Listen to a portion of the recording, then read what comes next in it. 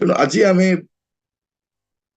सत्य समाचार 316 अध्याय जो प्रसंग अध्ययन करने जाऊँ आलोच्य प्रसंग होची आपण एकाकी नुह एटा आपण मनरू काढ़ी दिंतु जे मु एकुटिया अछि मोर केही नाहंती मते पचारिबा पे केही नाहंती मोर जत्न नेबा पे केही नाहंती आपण एटा आपणकर मनरू बाहर करबे कारण जने तो आपण स्थ अछंती मस्त खोलंतु जहन तार 14 पर्व 17-18 जहन 14 17-18 अर्थात ସେହି ସତ୍ୟମୟ ଆତ୍ମାଙ୍କୁ ଦେବେ ଜଗତ ତାହାଙ୍କୁ ଗ୍ରହଣ କରି ପାରେ ନାହିଁ କାରଣ ଜଗତ ତାହାଙ୍କୁ ଦେଖେ ନାହିଁ କିମ୍ବା ଜାଣେ ନାହିଁ ତୁମ୍ଭେମାନେ ତାହାଙ୍କୁ ଜାଣ କାରଣ ସେ ତୁମ୍ଭମାନଙ୍କ ସାଙ୍ଗରେ ଥାଆନ୍ତି ପୁଣି ସେ ତୁମ୍ଭମାନଙ୍କ ଅନ୍ତରରେ ରହିବେ ମୁଁ ତୁମ୍ଭମାନଙ୍କୁ ଅନାଥ କରି ଛାଡ଼ିଯିବି ନାହିଁ ମୁଁ ତୁମ୍ଭମାନଙ୍କ ନିକଟକୁ ଆସୁଅଛି 16 पद मु पढुछि आ मु पिताଙ୍କୁ अनुरोध करिबि ତୁମମାନଙ୍କ संगरे चिरकाल रहिबा निमंते से तुमମାନଙ୍କୁ आउ जने सहाय्यकारी की अर्थात से सत्यम आत्मा को देबे से कोन कोन से चिरकाल तुमମାନଙ୍କ संगरे रहिबे तेणु आपणଙ୍କ सहित जने व्यक्ति सब बेले रहिबे से होचନ୍ତି पवित्र आत्मा से केवल आत्मा नुहति से जने व्यक्ति अटन पवित्र आत्मा जने व्यक्ति आउ से व्यक्ति जनक कास्त रुहंती आपणଙ୍କ सहित अछंती एटा आपण मन रखिथा आपण एकाकी नुहंती जदि एवरी 13 पर्व 5 पद देखिबा एवरी 13 पर्व 5 पद ଆଚାର ବ୍ୟବହାରରେ ଧନଲୋଭ ଶୂନ୍ୟ ହୁଅ ତୁମ୍ଭମାନଙ୍କ ଯାହା କିଛି ଅଛି ସେଥିରେ ସନ୍ତୁଷ୍ଟ ଥାଅ କାରଣ ସେ ନିଜେ କହିଅଛନ୍ତି ଆମ୍ଭେ ତୁମକୁ କେବେ ହେଁ ଛାଡ଼ିବା ନାହିଁ ଆମ୍ଭେ ତୁମକୁ କେବେ ହେଁ ପରିତ୍ୟାଗ କରିବା ନାହିଁ कौन लिखा जाउछि आचार व्यवहार रे धनलोभ शून्य हो तुम्भ मानकर जहा किछि अछि सेतरे संतुष्ट थाओ कारण से निजे कहि अछंती आम्भे तुमको केबे हे छाड़ीबा नाही आम्भे तुमको केबे हे परित्याग एई पद गुडाक आमानकु उत्साहित करे एइटा जणाइबा पई जे आपण एकाकी नुहंती आपण एकाकी नुहंती बेले बेले लागे मोर कौन हबो मोर तो केही नाहंती मु तो एकुटिया अछि किंतु जणे आपणक सहित अछंती आपण मन रखिथान जतरा आपण प्रार्थना करिबा पई बसुछंती आपणक संगरे जणे अछंती आपणक सहित जणे अछंती से होचंती पवित्र आत्मा आपण प्रार्थना करिबा पई बसिला बेलकु आपण एटा भाबंतु नाही जे आपण मस्त खोलंतु रोमियो 8 पर्व तार 26 पद ଆଉ ସେହି ପ୍ରକାରେ ଆତ୍ମା ମଧ୍ୟ ଆମ୍ଭମାନଙ୍କ ଦୁର୍ବଳତାରେ ସାହାଯ୍ୟ କରନ୍ତି କାରଣ କ'ଣ ପ୍ରାର୍ଥନା କରିବା ଉଚିତ ତାହା ଆମ୍ଭେମାନେ ଜାଣୁନାହୁଁ କିନ୍ତୁ ଆତ୍ମା ସ୍ୱୟଂ ଅକଥନୀୟ ଆର୍ତ୍ତନାଦରେ ଆମ୍ଭମାନଙ୍କ ନିମନ୍ତେ ନିବେଦନ କରନ୍ତି आमे जतले प्रार्थना करी बसु से समय आमे एकुटिया नहु जने आम सहित अछंती माने आपण प्रार्थना करिबा पे बसिबा समय भी आपण एकुटिया नहुंती आपण भाबंत ने मु एकुटिया बसी प्रार्थना करछि पवित्र आत्मा आपण को सहाय्य करछन से आपण को सहित अछन माने आपण को प्रार्थना करिबा समय प्रेरणा देबा पई बोझग्रस्त करिबा पई बेले बेले आपण प्रार्थना करिबा पे बसी थिबे आपण को केही कने बहुत बोझग्रस्त करथिबे काका पे प्रार्थना करिबा आपण ने ता पे प्रार्थना करि आ ताको पे प्रार्थना कला आपण कांदी पकाउथिबे पूरा भावुक कहि जाउथिबे पवित्र आत्मा कौन करती आपण को प्रार्थना करने को प्रेरणा दियंती और बोझग्रस्त करती तेणु आपण प्रार्थना करने समय भी एकुटिया नुहति आपण देखंतु रोमियो तार 9 पर्व प्रथम 2 पद मोहर हृदय रे जे गभीर दुख ଓ ନିରନ୍ତର ବେଦନା ହେଉଅଛି। ଏହା ମୁଁ ଖ୍ରୀଷ୍ଟଙ୍କ ସାକ୍ଷାତରେ ସତ୍ୟ କହୁଅଛି, ମିଥ୍ୟା କହୁନାହିଁ। ମୋହର ବିବେକ ପବିତ୍ର ଆତ୍ମାଙ୍କ ପ୍ରଭାବରେ ମୋ ସହିତ ସାକ୍ଷ୍ୟ ଦେଉଅଛି। କଣ କହୁଛନ୍ତି ଯେ ପ୍ରାର୍ଥନା କରିବା ସମୟ ମୋ ହୃଦୟରେ ଗୋଟେ ଗଭୀର ଦୁଃଖ ଆଉ ନିରନ୍ତର ବେଦନା ହଉଛି। କଣ ପାଇଁ ଗଭୀର ଦୁଃଖ ନିରନ୍ତର ବେଦନା? ଆପଣ ଦେଖିବେ ତଳ ପଦରେ ଯେ ନିଜ ଲୋକମାନଙ୍କ ପାଇଁ ପ୍ରାର୍ଥନା କରିବା ପାଇଁ। 3 ପଦ ଦେଖିବେ ଯେ ଲୋକମାନଙ୍କ ପାଇଁ ପ୍ରାର୍ଥନା କରିବା ପାଇଁ। ରୋମିଓ 10 ପର୍ବ ତାର 1-2 ପଦ ପଢନ୍ତୁ। ହେ ଭାଇମାନେ, ସେମାନେ ଯେପରି ପରିତ୍ରାଣ ପାଆନ୍ତି, ଏହା ମୋହର ହୃଦୟର ବାଞ୍ଛା ଏବଂ ସେମାନଙ୍କ ନିମନ୍ତେ ଈଶ୍ୱରଙ୍କ ଛାମୁରେ ମୋହର ପ୍ରାର୍ଥନା। କାରଣ ଈଶ୍ୱରଙ୍କ ବିଷୟରେ ଯେ ସେମାନଙ୍କର ଉଦ୍ଯୋଗ ଅଛି, ଏହା ମୁଁ ସେମାନଙ୍କ ସପକ୍ଷରେ ସାକ୍ଷ୍ୟ ଦେଉଅଛି, କିନ୍ତୁ ସେହି ଉଦ୍ଯୋଗ ଜ୍ଞାନଯୁକ୍ତ ନୁହେଁ। କଣ ପାଇଁ ପ୍ରାର୍ଥନା? ମୋର ଲୋକମାନଙ୍କ ପାଇଁ ପ୍ରାର୍ଥନା କରିବା ପାଇଁ, ସେମାନେ ଯେମିତି ପରିତ୍ରାଣ ପାଆନ୍ତି। ବେଳେ ବେଳେ ପବିତ୍ର ଆତ୍ମା ଏ ପ୍ରକାର ବୋଝଗ୍ରସ୍ତ କରନ୍ତି ହଜା ଆତ୍ମା ମାନଙ୍କ ପାଇଁ, ଅବାଟରେ ଯିବା ଲୋକମାନଙ୍କ ପାଇଁ, ବିପଦଗାମୀ ଲୋକମାନଙ୍କ ପାଇଁ। ଆମ ହୃଦୟରେ ଗୋଟେ କ୍ରନ୍ଦନ ଆସେ। ଆମେ ନିଜ ପାଇଁ ସେମିତି କେବେ କାନ୍ଦି ନଥାଉ, ସେମାନେ ପାଇଁ କାନ୍ଦିକି ପ୍ରାର୍ଥନା କରିଥାଉ। ଆପଣ ଏକାକୀ ନୁହନ୍ତି। ପ୍ରାର୍ଥନା କରିବା ସମୟରେ ମଧ୍ୟ ଆପଣ ଏକାକୀ ନୁହନ୍ତି। ପବିତ୍ର ଆତ୍ମା ଆପଣଙ୍କୁ ବୋଝଗ୍ରସ୍ତ କରେ, ଆପଣଙ୍କୁ ପ୍ରେରଣା ଦିଅନ୍ତି, ଆପଣଙ୍କୁ ଚାଳିତ କରନ୍ତି। ପାଉଲ କହୁଛନ୍ତି ମୋ ହୃଦୟରେ ନିରନ୍ତର ଦୁଃଖ ଆଉ ବେଦନା ଚାଲିଛି। ଗଭୀର ଦୁଃଖ, ନିରନ୍ତର ବେଦନା। କଣ ପାଇଁ? ପ୍ରାର୍ଥନା କରିବା। ପ୍ରଭୁ ଆମମାନଙ୍କୁ ଅନୁଗ୍ରହ କର। ବେଳେ ବେଳେ କିଛି ଲୋକ କୁହନ୍ତି ଇଏ ତ ପ୍ରାର୍ଥନା କଲା ଖାଲି କାନ୍ଦୁଥାଏ। ଆମେ କାନ୍ଦୁନାହୁଁ କଣ ପାଇଁ? ଆମେ ଡାଲି ଚାଉଳ ପାଇଁ କାନ୍ଦୁନାହୁଁ, ମୋର ଭଲ ଡ୍ରେସ ନାହିଁ, ମତେ ଭଲ ମୋବାଇଲ ନାହିଁ ବୋଲି କାନ୍ଦୁନାହୁଁ। ଆମେ ଆତ୍ମା ଗୁଡିକ, ହଜା ଆତ୍ମା ଗୁଡିକ ପାଇଁ ଆମେ ଅଶ୍ରୁପାତ ସହିତ ପ୍ରାର୍ଥନା କରୁଛୁ। ଲୋକ କୁହନ୍ତି ପବ୍ଲିକରେ କାହିଁକି ଆମେ କାନ୍ଦିବାର ଅଛି? ପବ୍ଲିକରେ କାନ୍ଦିବାର ନାହିଁ। ଜିରିମିୟଙ୍କୁ ଗୋଟେ ବିଳାପକାରୀ ଭାବବାଦୀ ବୋଲି କୁହାଯାଉଛି। ଜିରିମିୟଙ୍କର ବିଳାପ ବୋଲି ଗୋଟେ ବହି ମଧ୍ୟ ଅଛି। ସେ ଲୋକମାନଙ୍କ ସାକ୍ଷାତରେ କ୍ରନ୍ଦନ କରୁଥିଲେ। ତାଙ୍କୁ ୱିପିଂ ପ୍ରଫେଟ ବୋଲି କୁହାଯାଏ। ସେ କ୍ରନ୍ଦନକାରୀ ଭାବବାଦୀ। ପ୍ରଭୁ ଆମମାନଙ୍କୁ ଅନୁଗ୍ରହ କରନ୍ତୁ ଏହା ଜାଣିବା ପାଇଁ ଯେ ଆମେ ପ୍ରାର୍ଥନା କରିବା ସମୟରେ ମଧ୍ୟ ଆମେ ଏକାକୀ ନୁହଁ, ଜଣେ ଅଛନ୍ତି। ତାପରେ ପ୍ରଭୁଙ୍କ ପାଇଁ ସାକ୍ଷୀ ହେବା ପାଇଁ ବା ବାକ୍ୟ କହିବା ପାଇଁ ଗଲା ବେଳକୁ ଆପଣ ସେଠି ବି ଏକୁଟିଆ ନୁହନ୍ତି। ସେଇଠି ବି ପବିତ୍ର ଆତ୍ମା ଆପଣଙ୍କ ସହିତ। ତେଣୁ ଆପଣଙ୍କୁ ଡରିବା ଦରକାର ନାହିଁ ବାକ୍ୟ କହିବା ସମୟ। ମତେ ଡର ଲାଗୁଛି ବାକ୍ୟ କହିବା ସମୟରେ, ଡର ଲାଗୁଛି। କଣ ପାଇଁ ଡର ଲାଗିବ ମତେ? ସୋସିଆଲ ମିଡିଆରେ ଆସିକରି ଭୁଲ ଭାଲ କହୁଛନ୍ତି, ଘୃଣାର କଥା କହୁଛନ୍ତି, ସେମାନଙ୍କର ଡର ଭୟ ଲାଗୁନାହିଁ। ଆପଣଙ୍କୁ ଠିକ କଥା କହିବା କାହିଁ ଡର ଲାଗିବ? ଆଜିର ସମାଜ ମାନେ କିଛି ଜାଣିନାହାନ୍ତି, କମ ଚ ବି ଜାଣିନାହାନ୍ତି, କିନ୍ତୁ ଆସିକି ବଡ ବଡ କଥା ତାଙ୍କୁ ଲୋକମାନେ ରେକର୍ଡିଂ କରୁଛନ୍ତି, ତାଙ୍କୁ ଛାଡୁଛନ୍ତି। ସେମାନେ ବହୁତ ଟାଉଟରେ କଥା ହଉଛନ୍ତି, ଆଉ ଲୋକମାନେ ତାଙ୍କୁ କଣ କରୁଛନ୍ତି?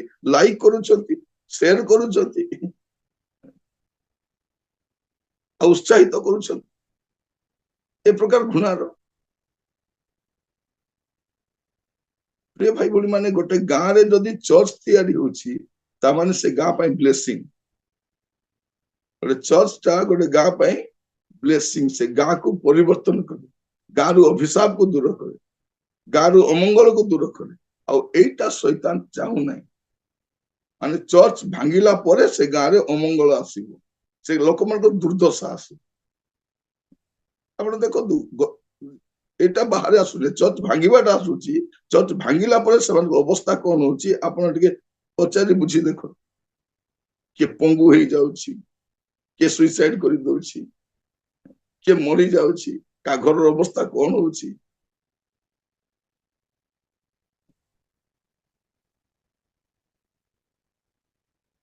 ଲୋକ ଜାଣିନାହାନ୍ତି। ଆମର ଅଞ୍ଚଳରେ ଗୋଟେ ଚର୍ଚ୍ଚଟା ଥିଲା। ସେ ଚର୍ଚ୍ଚରେ ଗୋଟେ ପୁଅଟା ଚଢିକି କ୍ରସ ଉପରେ ପରିସ୍ରା କରିଥିଲା। ତା ପରଠାରୁ ତାର ପରିସର କେବଳ ରକ୍ତ ଆକା ବାହାରେ। ସେ ଦେଶୀ ମେଡିସିନ କଲା, ସେ ପୂଜାରୀ ପାଖକୁ ଗଲା, ସେ ଗୁଣିଆ ପାଖକୁ ଗଲା, ସେ ଟ୍ରିଟମେଣ୍ଟ କରାଗଲା, କମି ନାହିଁ ତାର। ପରେ ମଲା କି ବଞ୍ଚିଲା ମୁଁ ଜାଣିନି, ଦୀର୍ଘ ଦିନର କଥା। ସେ ଏରିଆର ସମସ୍ତେ ଜାଣିଛନ୍ତି। ଆପଣ ଦେଖନ୍ତୁ କନ୍ଧମାଳ ଯେତିକି ଲୋକ ଚର୍ଚ୍ଚ ଭାଙ୍ଗିଛନ୍ତି ସେମାନେ ନାହାନ୍ତି, ଆଉ ଅଧିକାଂଶ ଲୋକ ନାହାନ୍ତି। ଏଇଟା ବାହାରକୁ ଆସୁନାହିଁ। ଯଦି ଜାଣିଥାନ୍ତେ ଅବସ୍ଥା କୋଉଠି ହେଇଥାନ୍ତା। ଚର୍ଚ୍ଚ ହଉଛି ଗୋଟେ ଶକ୍ତିର ଗୃହ, ଗୋଟେ ଉଦ୍ଧାରର କେନ୍ଦ୍ର, ଗୋଟେ ପ୍ରାର୍ଥନାର ଗୃହ। ସେଠି ପ୍ରାର୍ଥନା କରାଯାଏ, ସେଠି କିଛି ଭୁଲଭାଲ କରାଯାଏ ନାହିଁ। ଶୈତାନ ଚାହୁଁନାହିଁ ସେ ଜାଗାରେ ପ୍ରାର୍ଥନା ଘର ଗୋଟେ ଥାଉ। ଆଉ ସେ ଲୋକମାନଙ୍କୁ ଚାଳିତ କରୁଛି, ଯେଉଁମାନେ ପ୍ରଭୁଙ୍କୁ ଜାଣିନାହାନ୍ତି ସେମାନଙ୍କୁ ଚାଳିତ କରୁଛି। ତ ପ୍ରିୟ ଭାଇ ଭଉଣୀମାନେ, ଆଜି ଆମେ ବାକ୍ୟ ଶୁଣିବା ସମୟରେ ଆମେ ମନେ ରଖିଥାଉ ଯେ ଆମେ ଏକାକୀ ନୁହଁ। ଆପଣ ପ୍ରାର୍ଥନା ଯେତେବେଳେ ବସନ୍ତି ଆପଣ ଏକାକୀ ନୁହନ୍ତି। ଆପଣ ଯେତେବେଳେ ସାକ୍ଷ୍ୟ ଦେବାକୁ ବା ସାକ୍ଷୀ ହେବାକୁ ବାହାରନ୍ତି ସେତେବେଳେ ବି ଆପଣ ଏକାକୀ ନୁହନ୍ତି। ପ୍ରେରିତ ପ୍ରଥମ ଅଧ୍ୟାୟ 8 ପଦ ଦେଖନ୍ତୁ। ପ୍ରେରିତ 1 ପର୍ବ 8 ପଦ। କିନ୍ତୁ ପବିତ୍ର ଆତ୍ମା ତୁମ୍ଭମାନଙ୍କ ଉପରେ ଅବତୀର୍ଣ୍ଣ ହୁଅନ୍ତେ ତୁମ୍ଭେମାନେ ଶକ୍ତିପ୍ରାପ୍ତ ହେବ, ଆଉ ଜେରୁସାଲେମ, ସମସ୍ତ ଯିହୁଦା ପ୍ରଦେଶ ଓ ସମୀରଣ, ପୁଣି ପୃଥିବୀର ପ୍ରାନ୍ତ ପର୍ଯ୍ୟନ୍ତ ସୁଦ୍ଧା ମୋହର ସାକ୍ଷୀ ହେବ।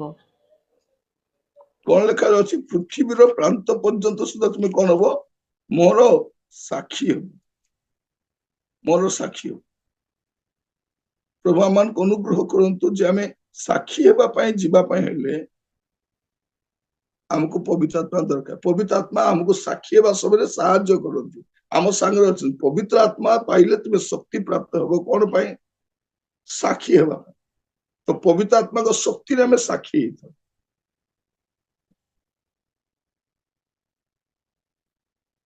ମଝିରେ ଗୋଟେ ଗାଁର ଲୋକମାନଙ୍କୁ ଆମେ ଦେଖୁଥିଲୁ ସୋସିଆଲ ମିଡିଆରେ, ଗାଁର ଲୋକମାନଙ୍କୁ ଗାଁରୁ ତୋଡ଼ିଦେଲେ, ପୁରା ଗାଁରୁ ବାହାର କରିଦେଲେ। ତମେ ଯୀଶୁଙ୍କୁ ଛାଡ, ନହେଲେ ଗାଁ ଛାଡ।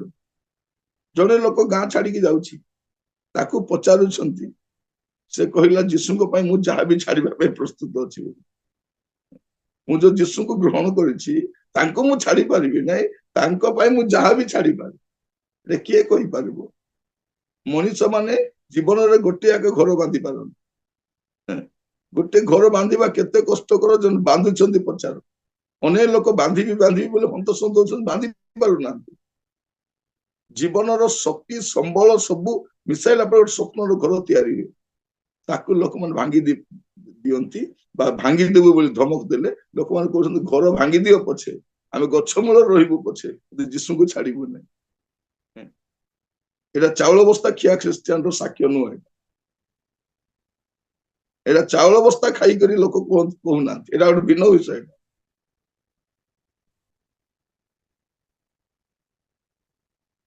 ମୋର ପ୍ରିୟ ମାନେ, ମୁଁ କହିବା ପାଇଁ ଚାହେଁ ପବିତ୍ର ଆତ୍ମା ସାହାଯ୍ୟ କରନ୍ତି।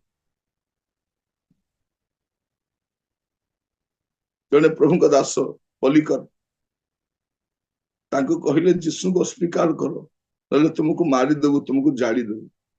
ସେ ଗୋଟେ କଥା କହିଲେ, 65 ବର୍ଷ ହେଲା ମୁଁ ସେ ଯୀଶୁଙ୍କର ସେବା କରି ଆସିଛି, ସେ ମୋର କିଛି କ୍ଷତି କରିନାହାନ୍ତି, ମୁଁ ତାଙ୍କୁ କାହିଁକି ଅସ୍ୱୀକାର କରିବି? ଯୋଉ ଯୀଶୁ ମତେ ଉଦ୍ଧାର କରିଛନ୍ତି, ମତେ ମୁକ୍ତି ଦେଇଛନ୍ତି, ତାଙ୍କୁ ମୁଁ କେମିତି ଛାଡି ପାରିବି? ମାନେ ଆପଣ ସାକ୍ଷୀ ହେବା ପାଇଁ ଆପଣଙ୍କୁ ପବିତ୍ର ଆତ୍ମା ସାହାଯ୍ୟ କର। ତା ମାନେ ଆପଣ ସାକ୍ଷୀ ହେବା ପାଇଁ ଯିବା ସମୟରେ ଜଣେ ଆପଣଙ୍କ ସାଙ୍ଗରେ ଅଛନ୍ତି। ସେଥିପାଇଁ କୁହାଯାଉଛି ତୁମକୁ ଯେତେବେଳେ ବିଚାରକର୍ତ୍ତା ମାନଙ୍କ ପାଖକୁ ନିଆଯିବ, ଶାସନକର୍ତ୍ତା ପାଖକୁ ନିଆଯିବ, ଗାଁ ମୁଖିଆ ପାଖକୁ ନିଆଯିବ, ତମକୁ ବିଭିନ୍ନ ପ୍ରଶ୍ନ ପଚାରିବେ, ତୁମେ କଣ କହିବ ତୁମେ ବିଚଳିତ ହୁଅ ନାହିଁ। ସେଇ ସମୟରେ ତୁମକୁ ଦିଆଯିବ। କିଏ ଆପଣଙ୍କୁ ସ୍କ୍ରିପ୍ଟ ଲେଖିକି ଆଣିଦେବେ, ଗୋଟେ କାଗଜ ଲେଖିଦେବେ କି ପଢ ବୋଲିକରି? ନାଇଁ, ଆପଣଙ୍କ ଭିତରେ ଥିବା ପବିତ୍ର ଆତ୍ମା ସାହାଯ୍ୟ କରିବେ ଆପଣଙ୍କୁ ସାକ୍ଷୀ ହେବା ପାଇଁ। ସାକ୍ଷୀ ହେବା। ପ୍ରଭୁ ଆପଣ ମାନଙ୍କୁ ବୁଝିବା ପାଇଁ ସାହାଯ୍ୟ କରନ୍ତୁ। ଆପଣ ଏକାକୀ ନୁହନ୍ତି। ଦେଖନ୍ତୁ ଆପଣ ମାନେ ପ୍ରେରିତ 4 ପର୍ବ 31 ପଦ। ପ୍ରେରିତ 4 ପର୍ବ 31 ପଦ। ସେମାନେ ପ୍ରାର୍ଥନା କଲା ଉତ୍ତରେ ଯେଉଁ ସ୍ଥାନରେ ଏକତ୍ର ହୋଇଥିଲେ ତାହା କମ୍ପି ଉଠିଲା। ପୁଣି ସମସ୍ତେ ପବିତ୍ର ଆତ୍ମାରେ ପରିପୂର୍ଣ୍ଣ ହୋଇ ସାହସରେ ଈଶ୍ୱରଙ୍କ ବାକ୍ୟ କହିବାକୁ ଲାଗିଲେ। କଣ କହିବାକୁ ଆରମ୍ଭ କଲେ? ସେମାନେ ପ୍ରାର୍ଥନା କଲା ଉତ୍ତରେ ସେ ସ୍ଥାନରେ ଯେଉଁ ସ୍ଥାନରେ ଏକତ୍ର ହୋଇଥିଲେ ତାହା କମ୍ପି ଉଠିଲା। ପୁଣି ସମସ୍ତେ ପବିତ୍ର ଆତ୍ମାରେ ପୂର୍ଣ୍ଣ ହୋଇ ସାହସରେ ଈଶ୍ୱରଙ୍କ ବାକ୍ୟ କହିବାକୁ ଲାଗିଲେ। ସାହସରେ ଆପଣ ବାକ୍ୟ କହିବା ପାଇଁ ସାହସୀ କହିବେ।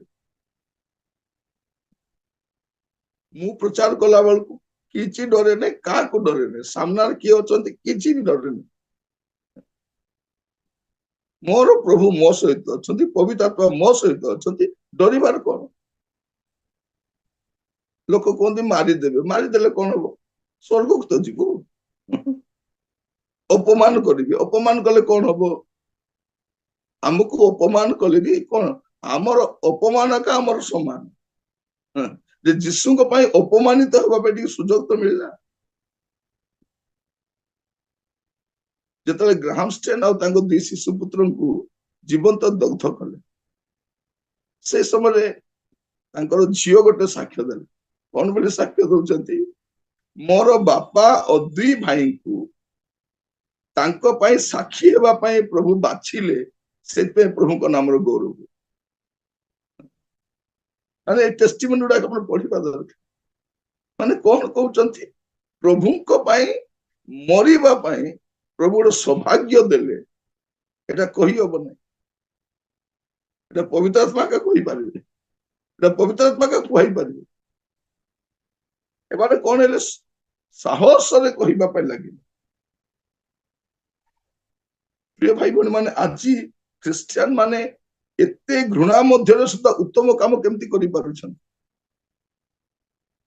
ନହେଲେ ଆମେ ସବୁ ସ୍କୁଲ ବନ୍ଦ କରିଦବା କଥା, ହସ୍ପିଟାଲ ବନ୍ଦ କରିଦବା, ଚାରିଟେବଲ ଟ୍ରଷ୍ଟ ବନ୍ଦ କରିଦବା କଥା, ସବୁ ସେବା କାମ ବନ୍ଦ କରିଦବା କଥା। କାହିଁକି? ଏମାନ ପାଇଁ ଯାହା କଲେ ମଧ୍ୟ ଏଇଟା ତ ଚାହୁଁଛନ୍ତି ସେମାନେ। ମାନେ ଏଇ ଦେଶର ଲୋକମାନଙ୍କର କିଛି ମଙ୍ଗଳ ହେବା କଥା ନୁହଁ। ଆମର ଗୋଡ ତଳେ ମାନେ ପଡି ରହିବା କଥା। ପୂର୍ବେ ଯେମିତି ଥିଲେ ସେମିତି ଏମାନେ ରହିବାର ଅଛି। ସେଇଥିପାଇଁ ଖ୍ରୀଷ୍ଟିଆନ ସେବା କାର୍ଯ୍ୟ ବନ୍ଦ କରାଯାଉଛି, ଆଉ କିଛି ନାହିଁ। ସରକାରୀ ସ୍କୁଲ ବନ୍ଦ କରିଦେଲେ ଅଧିକାଂଶ ସ୍କୁଲ ଗୁଡାକ। ଏମାନେ ପାଠ ପଢିବା ଦରକାର ନାହିଁ, ଟିଚର ନାହାନ୍ତି, ଅଳ୍ପ ଟିଚର, ଷ୍ଟୁଡେଣ୍ଟ କମ ବୋଲି ବନ୍ଦ କରିଦେଲେ। ଅଧିକାଂଶ ସ୍କୁଲ ବନ୍ଦ କରାଯାଇଛି, ହଜାର ହଜାର ସଂଖ୍ୟାରେ ବନ୍ଦ କରାଯାଇଛି। ସେମାନେ ଚାହୁଁଛନ୍ତି ଖ୍ରୀଷ୍ଟିଆନ ସ୍କୁଲ ବି ବନ୍ଦ କର, ଆମର ସ୍କୁଲ ଚାଲିବ, ଯୋଉଠି ଘୃଣା ଚାଲିବ, ଯୋଉଠି ଆମେ ନାନା ପ୍ରକାର ବିଷୟ ଶିକ୍ଷା ଦେବୁ। ତେଣୁ ବିଭିନ୍ନ ପ୍ରକାର କଟକଣା। ଖ୍ରୀଷ୍ଟିଆନ ହସ୍ପିଟାଲ ବନ୍ଦ କରିବା ପାଇଁ ଚେଷ୍ଟା କରିବେ। ଖ୍ରୀଷ୍ଟିଆନ ସାହାଯ୍ୟ ଫଣ୍ଡସ ଗୁଡାକ ଯୋଉ ଆସୁଥିଲା କାହିଁକି ବନ୍ଦ କଲେ? କଣ ଆମେ ଖାଉଥିଲୁ ସେଇଟା? ଲୋକମାନଙ୍କୁ ରିଲିଫ ଦିଆ ହଉଥିଲା। ପ୍ରିୟ ଭାଇ ଭଉଣୀ ମାନେ, ଉତ୍ତମ କାମ କରିବା ପାଇଁ ମଧ୍ୟ ଆମକୁ ବାଧା ବିଘ୍ନ ଆସିଲେ ମଧ୍ୟ ଆମେ ଉତ୍ତମ କର୍ମ କାହିଁ କରିଥାଉଛୁ? ପ୍ରେରିତ 10 ପର୍ବ 38 ପଦ, ପ୍ରେରିତ 10 ପର୍ବ 38 ପଦ। ଅର୍ଥାତ୍ ନାଜରତୀୟ ଯୀଶୁଙ୍କ କଥା, କିପରି ଈଶ୍ୱର ତାହାଙ୍କୁ ପବିତ୍ର ଆତ୍ମା ଓ ଶକ୍ତିରେ ଅଭିଷିକ୍ତ କଲେ, ଆଉ ସେ ମଙ୍ଗଳ ସାଧନ କରୁ କରୁ ଓ ଶୟତାନ କର୍ତ୍ତୃକ ପ୍ରପୀଡ଼ିତ ସମସ୍ତ ଲୋକଙ୍କୁ ସୁସ୍ଥ କରୁ କରୁ ସର୍ବତ୍ର ଭ୍ରମଣ କଲେ, କାରଣ ଈଶ୍ୱର ତାହାଙ୍କ ସହବର୍ତ୍ତୀ ଥିଲେ। କଣ ଲେଖାଯାଉଛି? ପବିତ୍ର ଆତ୍ମା କାହିଁକି ଦିଆଯାଇଛନ୍ତି? ଯେ ମଙ୍ଗଳ ସାଧନ କରିବା ପାଇଁ। ମାନେ ଆପଣ ମଙ୍ଗଳ ସାଧନ କରିବା ସମୟରେ ମଧ୍ୟ ଜଣେ ଆପଣଙ୍କ ସାଙ୍ଗରେ ଅଛନ୍ତି, ସାକ୍ଷୀ ହେବା ପାଇଁ ଜଣେ ସାଙ୍ଗରେ ଅଛନ୍ତି, ନିର୍ଭୀକ ଭାବରେ କଥା ହେବା ପାଇଁ ସାଙ୍ଗରେ ଅଛନ୍ତି, ଉତ୍ତମ କର୍ମ କରିବା ପାଇଁ ସାଙ୍ଗରେ ଅଛନ୍ତି। ସେ କିଏ? ପବିତ୍ର ଆତ୍ମା। ତେଣୁ ଆପଣ ଏକାକୀ ନୁହନ୍ତି, ଆପଣ ଏକାକୀ ନୁହନ୍ତି, ଏଇଟା ଆପଣ ମନେ ରଖିଥାନ୍ତି। ଈଶ୍ୱର ତାଙ୍କର ସହବର୍ତ୍ତୀ ଥିଲେ। ଉତ୍ତମ କାମ କରିବା ଲୋକ ତ ପ୍ରଭୁ ଥାନ୍ତି, କୁକର୍ମ କରିବା ଲୋକ ତ ଦୁଷ୍ଟ ଆତ୍ମା ଥାଏ, ଦୁଷ୍ଟ ଆତ୍ମା ଥାଏ। ଭାଇ ଭଉଣୀ ମାନେ, ଯଦି ଜଣେ ଲୋକକୁ ଆପଣ ଭାତ ଦଉଛନ୍ତି, ରୋଟି ଦଉଛନ୍ତି, ଖାଇବା ପାଇଁ ଦଉଛନ୍ତି, ତା ମାନେ ଆପଣଙ୍କ ଠାରେ ଭଲ ଆତ୍ମା ଅଛି। ଯଦି ଜଣେ ଲୋକକୁ ଧରି ଗୋବର ଖୁଆଇବ, ପରିସ୍ରା ପିଏଇବ, ତାଠି ପବିତ୍ର ଆତ୍ମା ନଥିବେ। ତାଠି ଜଣେ ଲୋକକୁ ଖାଇବାଟା ଯିଏ ଦିଏ ତାଠି ପବିତ୍ର ଆତ୍ମା ଥାଏ। ଗରିବ ଲୋକକୁ, ଅନାହାର ଲୋକକୁ ବା ପ୍ରେମରେ ମଧ୍ୟ ଯେ ଖାଇବାକୁ ଦିଏ ତାଠି ଭଲ ଆତ୍ମା ଥାଏ। ମନ୍ଦ ଆତ୍ମା ଥିବା ଲୋକ ମନ୍ଦ କାମ କରିପାରିବ, ପବିତ୍ର ଆତ୍ମା ଥିବା ଲୋକ କେବେ ବି ମନ୍ଦ କାମ କରିପାରିବ ନାହିଁ, ମନ୍ଦ କାମ କରିପାରିବ। ପ୍ରଭୁ ଆମମାନଙ୍କୁ ଅନୁଗ୍ରହ କରନ୍ତୁ, ପବିତ୍ର ଆତ୍ମା ଆମକୁ ସାହାଯ୍ୟ କରନ୍ତି ଉତ୍ତମ କର୍ମ କରିବା ପାଇଁ, ଉତ୍ତମ କର୍ମ କରିବା ପାଇଁ, କାରଣ ଆପଣ ଏକାକୀ ନୁହନ୍ତି। ଆଉ ତୃତୀୟ ବିଷୟ, ଆପଣ ଯେତେବେଳେ ସେବା କାର୍ଯ୍ୟ ପାଇଁ ବାହାରକୁ ଯାଉଛନ୍ତି ଆପଣ ଏକାକୀ ନୁହନ୍ତି। ପ୍ରେରିତ 8 ପର୍ବ 29 ପଦ, ପ୍ରେରିତ 8 ପର୍ବ 29 ପଦ। ସେତେବେଳେ ଆତ୍ମା ଫିଲିପଙ୍କୁ କହିଲେ, ନିକଟକୁ ଯାଇ ଏହି ରଥର ସାଙ୍ଗ ଧର। ପବିତ୍ର ଆତ୍ମା ଚାଳିତ କରୁଛନ୍ତି ଜଣେ ବ୍ୟକ୍ତି ପାଖକୁ ଯିବା ପାଇଁ, ଜଣେ ବ୍ୟକ୍ତି ପାଖକୁ ଯିବା, ସେ ଆମମାନଙ୍କୁ ସାହାଯ୍ୟ କରନ୍ତି। ପ୍ରିୟ ଭାଇ ଭଉଣୀ ମାନେ, ବହୁତ ବର୍ଷ ତଳର କଥା, ମୁଁ ଜଣେ ପ୍ରଭୁଙ୍କ ଦାସଙ୍କ ସହିତ ଯାଉଥିଲି। ଜୟପୁରରୁ ଆମେ କୁନ୍ଦ୍ରା ଭିତରେ ଗୋଟେ ଗାଁକୁ ଯାଉଥିଲୁ, ଜୟପୁର କୁନ୍ଦ୍ରା ଭିତରେ ଗୋଟେ ଗାଁକୁ ଆମେ ଯାଉଛୁ। ହେଲେ ଗଲା ବେଳକୁ ସେ ଜାଗାଟା ମୁଁ ଜାଣିନି, ମୁଁ ତାଙ୍କ ଗାଡି ପଛରେ ବସିଛି, ଆମେ 2 ଜଣ ଯାଉଛୁ। ଯାଉ ଯାଉ ଯାଉ ଯାଉ ସେ ଭାଇ ତ, ମୁଁ ତ ଜାଣିନି ସେ ଜାଗା, ତାଙ୍କ ତ ବସିକି ଯାଉଛୁ ଆମେ। ପରେ ସେ କଣ କହୁଛନ୍ତି, ନିରଞ୍ଜନ ରାସ୍ତା ମୁଁ ଭୁଲିଗଲି। ଗାଁରେ ଦେଖିବେ ଗୋଟେ ରାସ୍ତା ନଥିବ, ମାଟି ରାସ୍ତା 4-5ଟା ଥିବ, ଏପଟେ ଗୋଟେ ସେପଟେ ଗୋଟେ ସେପଟେ ଗୋଟେ। ସେଇଠି ଯଦି ରାସ୍ତା ଭୁଲିଗଲେ ଆପଣ ଭୁଲ ରାସ୍ତାରେ ପଳେଇବେ। ତ ଗଲୁ, ସେଇଠି ଭ୍ରମିତ ହେଇ ଆଉ ଗୋଟେ ରାସ୍ତା, ତ ଆଉ ଟିକେ ଗଲେ ଆଉ 4-5ଟା ରାସ୍ତା ଥିବ, ସରକାର ରାସ୍ତା 2-3ଟା ଥିବ, ମାଟି ରାସ୍ତା, ଚଲା ରାସ୍ତା ସବୁ ଥିବ, ଗଦା ଥିବ ଏପଟ ସବୁ। ଯାଉ ଯାଉ ଭୁଲ ରାସ୍ତାରେ ପଳେଇଲୁ। ସେ କହିଲେ, ଆମେ ତ ଯୋଉଠି ଯିବା ପାଇଁ ବାହାରିଥିଲୁ ସେଠି ଯାଇପାରିଲୁ ନାହିଁ। ହଉ ଠିକ ଅଛି, ଏ ପାଖରେ ଆଉ ଜଣେ ଭାଇ ଅଛନ୍ତି, ତାଙ୍କୁ ଯାଇକି ଦେଖିବା, ଆସିଛୁ ତ ତାଙ୍କୁ ଦେଖା କରି ପଳେଇବା, ଆମେ ତ ଯୋଉଠି ଯିବା କଥା ସେଠି ଯାଇପାରିବା ନାହିଁ, କଣ କରିବା, ଠିକ ତାଙ୍କ ଘରକୁ ଟିକେ ଯିବା। ଗଲୁ, ଗଲା ପରେ ତାଙ୍କ କବାଟ ବନ୍ଦ ଥିଲା ଭିତରୁ, ଆମେ ନକ୍ କଲୁ, ଖୋଲୁ ନାହାନ୍ତି, ତାପରେ ପୁଣି ନକ୍ କଲୁ, ତାପରେ ଖୋଲିଲେ, ଆମକୁ ଦେଖି ଛାନିଆ ହେଇଗଲେ, ଆଉ ସେ ଗୋଟେ କାନ୍ଦି ପକେଇଲେ। ସେମାନେ କାନ୍ଦି ପକେଇଲେ, କଣ ପାଇଁ, ଯେ ସ୍ୱାମୀ ସ୍ତ୍ରୀ ସେ 2 ଜଣ ସୁଇସାଇଡ କରିବା ପାଇଁ ଯାଉ, ସେ 2 ଜଣ ସୁଇସାଇଡ କରିବାକୁ ଯାଉଛନ୍ତି, ଆଉ ଆମେ ସେତେବେଳେ ପହଞ୍ଚିଛୁ। ପରେ ବସିଲା ପରେ ଆମମାନଙ୍କୁ ପାଣି ଦେଲେ, ଆଉ କହିବା କାରଣ କଲେ, ସାର୍ ଆମେ ଏବେ ସୁଇସାଇଡ କରିବାକୁ ଯାଉଥିଲୁ, ଆମର ପୁଅ ଝିଅ ନାହାନ୍ତି, ଆମେ ଅନେକ ଡକ୍ଟର ଚିକିତ୍ସା କଲୁ ହେଲେ ବି ହଉନାହିଁ ପୁଅ ଝିଅ। ସେ ସ୍ୱାମୀ କହିଲା, ମତେ ପ୍ରେସର କରାଯାଉଛି ଆମର ପରିବାରରୁ, ସେ ହିନ୍ଦୁ ସମ୍ପ୍ରଦାୟରୁ ଆସିଥିଲେ, ସେ କହିଲେ ପ୍ରେସର କରାଯାଉଛି, ଆମକୁ ଗୋଟେ ଛୁଆ ଦରକାର, ତ ଆଉ ଥରେ ମ୍ୟାରେଜ କରିବୁ। ଆଜ୍ଞା ଆମେ ତ ପ୍ରଭୁଙ୍କ ଲୋକ, ମୁଁ ତ ଆହୁରି 2ଟି ବିବାହ କରିପାରିବି ନାହିଁ, କଣ କରିବୁ ଆମେ ଟେନସନରେ, ଆଜ୍ଞା ଆମେ 2 ଜଣ ସୁଇସାଇଡ କରିବାକୁ ଯାଉଛୁ। ତାପରେ ଆମେ କହିଲୁ, ଆସିଛୁ ଆମେ ତ ପ୍ରାର୍ଥନା କରିକି ଯିବୁ, ଆପଣ ବ୍ୟସ୍ତ ହୁଅନ୍ତୁ ନାହିଁ, ପ୍ରଭୁ ଆପଣଙ୍କୁ ଦେବେ। ପ୍ରାର୍ଥନା କଲୁ, ଚାହା ପିଇଲୁ, ତାପରେ ସନ୍ଧ୍ୟା ହେଇ ଆସିଲା ଆମେ ବାହାରି ପଡିଲୁ। ଦୀର୍ଘ ବର୍ଷ ପରେ ମୁଁ ଯେତେବେଳେ ବିଜୟନଗରରେ ନା ବ୍ରହ୍ମପୁରରେ ସେବା କରୁଥାଏ, ମୁଁ ଫେରିଲି, ଆଉ ଜୟପୁର ବସଷ୍ଟାଣ୍ଡରେ ମୁଁ ଓହ୍ଲେଇଲି। ବସଷ୍ଟାଣ୍ଡରେ ଓହ୍ଲେଇକି ମୁଁ ଦେଖୁଛି ଜଣେ ଭାଇ ଠିଆ ହେଇଛନ୍ତି 2ଟା ଛୁଆ ସହିତ।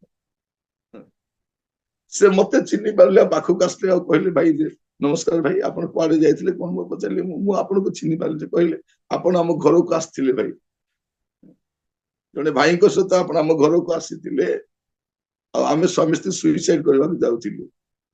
ମୁଁ କହିଲି, ଛୁଆ ମାନେ କଣ, ଏ 2ଟା ଛୁଆ ପ୍ରଭୁ ଆମକୁ ଦେଇଛନ୍ତି। ମୁଁ କହିବା ପାଇଁ ଚାହେଁ, ପରମେଶ୍ୱର ଆମକୁ କେବେ ରଙ୍ଗ ପ୍ଲେସରେ ନେଇକି ଯାଆନ୍ତିନି,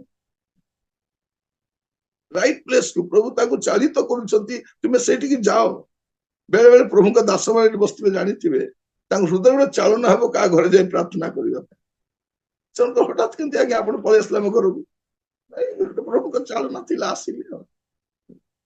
ତ ଏଠି ପ୍ରଭୁ, ସେଥିପାଇଁ ଆପଣ ଯେତେବେଳେ ପ୍ରଭୁଙ୍କ ପାଇଁ ଯିବା ପାଇଁ ବାହାରୁଛନ୍ତି, ଆପଣ ଏକୁଟିଆ ନୁହନ୍ତି। ପ୍ରେରିତ 10 ପର୍ବ ଦେଖନ୍ତୁ, 10 ପର୍ବ ତାର 19-20, ପ୍ରେରିତ 10-19-20। ପିତର ସେହି ଦର୍ଶନ ବିଷୟ ଚିନ୍ତା କରୁଥିବା ସମୟରେ ଆତ୍ମା ତାଙ୍କୁ କହିଲେ, ଦେଖ, 3 ଜଣ ଲୋକ ତୁମକୁ ଖୋଜୁଅଛନ୍ତି। ଉଠ, ତଳକୁ ଯାଇ କିଛି ସନ୍ଦେହ ନ କରି ସେମାନଙ୍କ ସାଙ୍ଗରେ ଯାଅ, କାରଣ ଆମ୍ଭେ ସେମାନଙ୍କୁ ପଠାଇଅଛୁ। ପବିତ୍ର ଆତ୍ମା ଚାଳିତ କରନ୍ତି ସ୍ଥାନକୁ ଯିବା ପାଇଁ। ସେ ବ୍ୟକ୍ତି ହୁଅନ୍ତୁ ବା ପରିବାର ହୁଅନ୍ତୁ, ପରିବାର ନିକଟ ପ୍ରଭୁ ଆମମାନଙ୍କୁ ଅନୁଗ୍ରହ କରନ୍ତୁ। ପ୍ରଭୁ ଗୋଟେ ବୋଝଗ୍ରସ୍ତ କରା। ଆପଣ ଏକୁଟିଆ ନୁହନ୍ତି। ଆପଣ ଯେତେବେଳେ ପ୍ରାର୍ଥନା କରୁଛନ୍ତି ଏକୁଟିଆ ନୁହନ୍ତି। ଆପଣ ସାକ୍ଷୀ ହଉଛନ୍ତି ଏକୁଟିଆ ନୁହନ୍ତି। ସେବା ପାଇଁ ଯିବା ସମୟରେ ମଧ୍ୟ ପବିତ୍ର ଆତ୍ମା ଚାଳିତ କରା। ଆପଣ ଦେଖନ୍ତୁ ପ୍ରେରିତ 13 ପର୍ବ ତାର ପ୍ରଥମ 4 ପଦ। ସେତେବେଳେ ଆନ୍ତିଓଖିଆ ସ୍ଥିତ ମଣ୍ଡଳୀରେ ବର୍ଣ୍ଣବା, ସିମିୟନ, ଯାହାଙ୍କୁ ନିଗର ବୋଲି କହନ୍ତି, କୁରନୀୟ ଲୁକିୟ, ସାମନ୍ତ ରାଜା ହେରୋଦଙ୍କ ସହପାଳିତ ମନହେମ ଓ ସାଉଲ, ଏହିପରି ଭାବବାଦୀ ଓ ଶିକ୍ଷକମାନେ ଥିଲେ। ସେମାନେ ପ୍ରଭୁଙ୍କ ସେବା ଓ ଉପବାସ କରୁଥିବା ସମୟରେ ପବିତ୍ର ଆତ୍ମା କହିଲେ, ଯେଉଁ କର୍ମ ନିମନ୍ତେ ଆମେ ବର୍ଣ୍ଣବା ଓ ସାଉଲକୁ ଆହ୍ୱାନ କରିଅଛୁ, ସେଥିପାଇଁ ସେମାନଙ୍କୁ ପୃଥକ୍ କର। ସେଥିରେ ସେମାନେ ଉପବାସ ଓ ପ୍ରାର୍ଥନା କଲା ଉତ୍ତାରେ ସେମାନଙ୍କ ଉପରେ ହସ୍ତାର୍ପଣ କରି ସେମାନଙ୍କୁ ବିଦାୟ ଦେଲେ। ଏହି ପ୍ରକାରେ ସେମାନେ ପବିତ୍ର ଆତ୍ମାଙ୍କ ଦ୍ୱାରା ପ୍ରେରିତ ହୋଇ ସେଲୁକିଆକୁ ଗଲେ। ସେଠାରୁ ସେମାନେ ଜାହାଜରେ ଚଢ଼ି କୁପ୍ରକୁ ଗଲେ। ଦେଖନ୍ତୁ ପବିତ୍ର ଆତ୍ମା କଣ କରୁଛନ୍ତି? ଏମାନଙ୍କୁ ଚାଳିତ କରୁଛନ୍ତି ଗୋଟେ ସ୍ଥାନକୁ ଯିବା ପାଇଁ, ଗୋଟେ ସ୍ଥାନକୁ ଯିବା ପାଇଁ, ଗୋଟେ ସହରକୁ ଯିବା ପାଇଁ, ଗୋଟେ ନଗରକୁ ଯିବା ପାଇଁ, ଗୋଟେ ଦେଶକୁ ଯିବା ପାଇଁ ପବିତ୍ର ଆତ୍ମା ଚାଳିତ କଲା। ମୋର ପ୍ରିୟ ଭାଇ ଭଉଣୀ ମାନେ, ପ୍ରଭୁ ଆମମାନଙ୍କୁ ଅନୁଗ୍ରହ କରନ୍ତୁ। ପବିତ୍ର ଆତ୍ମା ଆମକୁ ଗୋଟେ ସ୍ଥାନକୁ ନିଅନ୍ତି, ଜଣେ ପାଖକୁ, ଗୋଟେ ପରିବାର ପାଖକୁ। ତେଣୁ ଆପଣ ଯିବା ସମୟରେ ବି ଆପଣ ଏକୁଟିଆ ନୁହନ୍ତି। ମୁଁ ଆପଣ କହିବା ପାଇଁ ଚାହେଁ, ଆପଣ ଏକାକୀ ନୁହନ୍ତି। You are not alone. ତେଣୁ ଆଜିଠାରୁ ଭାବନ୍ତୁ ନାହିଁ ମୁଁ ଏକୁଟିଆ ଅଛି, ମୁଁ ଏକୁଟିଆ ଅଛି। ପବିତ୍ର ଆତ୍ମା ଆପଣ ସହିତ ଅଛନ୍ତି। ଆଉ ଚତୁର୍ଥ ବିଷୟ, ଦାନ ଦେବା ସମୟରେ ମଧ୍ୟ ଆପଣଙ୍କୁ ପବିତ୍ର ଆତ୍ମା ଚାଳିତ କରନ୍ତି। ସେତେବେଳେ ଆପଣ ଏକୁଟିଆ ନୁହନ୍ତି। ଆପଣଙ୍କୁ ରାଇଟ ଡିସିସନ ନେବା ପାଇଁ ପବିତ୍ର ଆତ୍ମା ସାହାଯ୍ୟ କରନ୍ତି। ପ୍ରେରିତ 2 ପର୍ବ 44-45। ପ୍ରେରିତ 2 ପର୍ବ ତାର 44 ଆଉ 45। ମାତ୍ର ଯେଉଁମାନେ ବିଶ୍ୱାସ କଲେ, ସେମାନେ ସମସ୍ତେ ଏକତ୍ର ରହି ସବୁ ପଦାର୍ଥ ସାଧାରଣ ସମ୍ପତ୍ତି ବୋଲି ଜ୍ଞାନ କରୁଥିଲେ। ପୁଣି ସେମାନେ ଆପଣା ଆପଣା ସ୍ଥାବର ଅସ୍ଥାବର ସମ୍ପତ୍ତି ବିକ୍ରୟ କରି ଯାହାର ଯେପରି ପ୍ରୟୋଜନ, ସେହି ଅନୁସାରେ ସମସ୍ତଙ୍କୁ ବାଣ୍ଟି ଦେବାକୁ ଲାଗିଲେ। କଣ ଲେଖା ଅଛି? ବାଣ୍ଟି ଦବ। ଆଜି ତ ଲୁଣ୍ଠନ ଚାଲିଛି, ସତ ନାହିଁ? କିନ୍ତୁ ଦେଇପାରିବ କେମିତି? ତାପରେ ଆପଣ ଦେଖିବେ 4 ପର୍ବ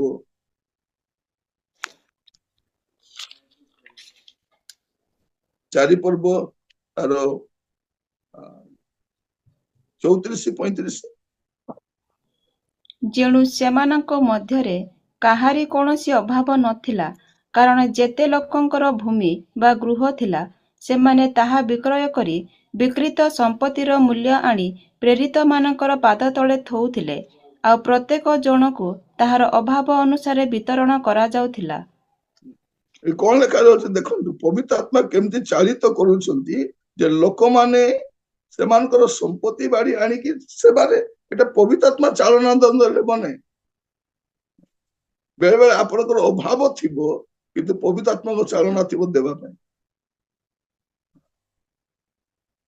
ବେଳେ ବେଳେ ଜମା ଇଚ୍ଛା ଲାଗିବନି।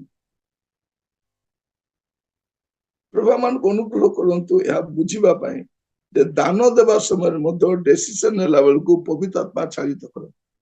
ଆଜିର ସମୟରେ ଲୋକମାନେ କୃପଣ, ସେମାନେ ଦେବା ପାଇଁ ପ୍ରସ୍ତୁତ ନଥାନ୍ତି। ଆପଣ ଯେ ଥିଲେ ଏକା ଦେବେ ବୋଲି ନାହିଁ, ନଥିଲେ ବି ଅନେକ ଲୋକ ଦିଅନ୍ତି। ଚଳିବା ପାଇଁ ବହୁତ କଷ୍ଟ ଥାଏ, ତାରି ମଧ୍ୟ ସୁଦ୍ଧା ସେମାନେ ଦିଅନ୍ତି। ଆଉ ଦେବାରେ ଯୋଉ ଆନନ୍ଦ, ସେ ଆନନ୍ଦ ଆଉ ଗୋଟେ ଆନନ୍ଦ ବି ଲାଗେ ଦେଲା ପରେ, ମନରେ ଦୁଃଖ ବି ଆସେ ନାହିଁ। ତ ପ୍ରିୟ ଭାଇ ଭଉଣୀ ମାନେ, ଏଇଟା ଗୋଟେ ଆନନ୍ଦ। ଜଣେ ପ୍ରଭୁଙ୍କ ଦାସ କହୁଛନ୍ତି, ଯଦି ଯୀଶୁ ମୋ ପାଇଁ ଆପଣାକୁ ଦେଇଛନ୍ତି ତା ତୁଳନାରେ ମୋର କୌଣସି ଦାନ ବଡ ନୁହେଁ। ପ୍ରଭୁଙ୍କ ଦାସ କଣ ବୋଲି କହୁଛନ୍ତି, ଯଦି ଖ୍ରୀଷ୍ଟ ମୋ ପାଇଁ ଆପଣାକୁ ଦେଇଛନ୍ତି ତା ତୁଳନାରେ ମୋର କୌଣସି ଦାନ ବଡ ନୁହେଁ। ଖ୍ରୀଷ୍ଟ ମୋ ପାଇଁ ଆପଣାକୁ ଦେଇଛନ୍ତି, ଆଉ ମୁଁ ତା ଠାରୁ କଣ ଅଧିକା ଦେଇପାରେ? ମୁଁ ଯେତେ ଦେଲେ ବି ସେ ଦାନର ସମାନ ହେଇପାରିବ ନାହିଁ, ହେଇପାରିବ ନାହିଁ। ମୁଁ କେତେ ଦେଇପାରିବି? ଆମେ ଗାଉଛୁ ସବୁ ସବୁ ମୁଁ ଦେବି, ସବୁ ମୁଁ ଦେବି, ତ ସବୁ ଦେଇଦେଲେ ମଧ୍ୟ ସେ ଦାନର ସମାନ ହେଇପାରିବନି। ସେ ପ୍ରେମର ତୁଳନା ନାହିଁ, ସେ ଦାନର ବି ତୁଳନା ନାହିଁ। ସେତିକି ଆମକୁ ଦେଇଛନ୍ତି। ତେଣୁ ଆପଣ ଦାନ ଦେବା ସମୟରେ ମଧ୍ୟ ଆପଣ ଏକୁଟିଆ ନୁହେଁ। ଆଉ ଯେତେବେଳେ ମଣ୍ଡଳୀ ବୃଦ୍ଧି ପାଉଛି ସେଇ ସମୟରେ ଆମେ ଯୋଉ ଶସ୍ୟ ସଂଗ୍ରହ କରୁଛୁ ସେଇ ସମୟରେ ବି ଏକୁଟିଆ ଆମେ ନୁହଁ।